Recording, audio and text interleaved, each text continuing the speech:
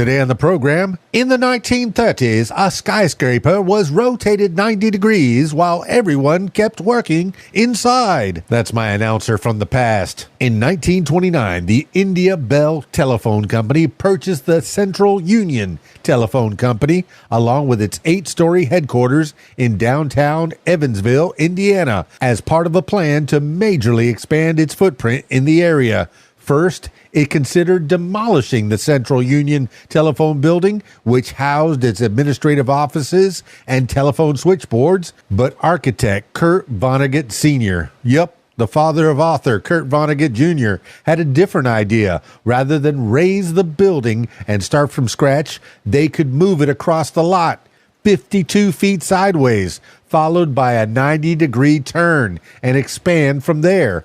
The plan didn't just work, it was a resounding success. Not only did the 8-story, 11,000-ton building end up safely in its new location, but the offices remained fully operational during the month-long moving process, with no disruptions to telephone service.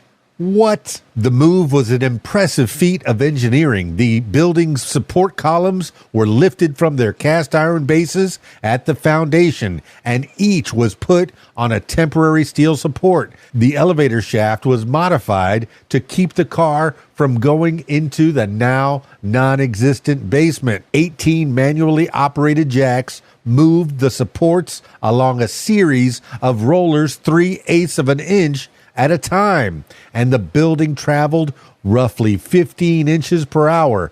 Workers had to be careful to move all the columns at the same pace, so they'd follow the lead of the construction foreman, who would blow a whistle to signal that it was time to pull the levers. Engineers kept an eye on the building's alignment with a plumb bob. If a roller started to shift out of position, they simply whack it with a sledgehammer. When it was time for the 90-degree pivot, the crew had to lift the building briefly to adjust the rollers. Steam engines attached to cables helped power this final movement, rotating the structure into place. Ultimately, the building sat within 1/16th of an inch of its planned destination. During the move, the 600 employees entered and exited the building from the sidewalk via a movable bridge. Reportedly, the workers inside the building didn't even feel the movement.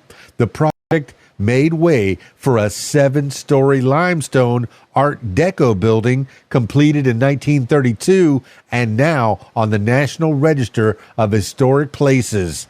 The company continued to add to the campus, and the original building was demolished in 1963 to make room. Since we're talking about phone companies, here's a little tidbit of information for you. Thomas Edison popularized the phone greeting, "Hello."